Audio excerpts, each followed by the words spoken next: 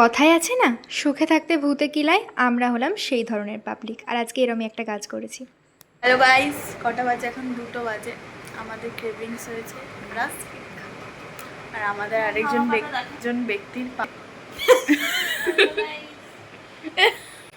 তো ভাঙা ব্যক্তির মন রাখার জন্য আমরা বললাম ভাঙা ব্যক্তির মন, ভাঙা পা ব্যক্তি ডিপ্রেশন।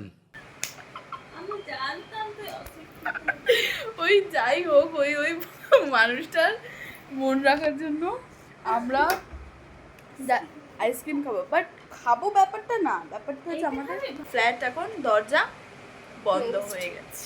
এই আমরা ব্যবস্থা ওই হবে হাড়ে দেখতে হবে। এই তো আমরা দড়ি পেয়ে গেছি। স্নেহা দিদি বাঁধবে, আগে বাঁধ। ইয়াপ। প্রথম থেকে কেন জানি না আমার মনটা কুডাকছিল। আমি ভাবছিলাম ব্যাগটা যদি খুলে পড়ে যায়, আইসক্রিমটা আমরা কিভাবে পাবো।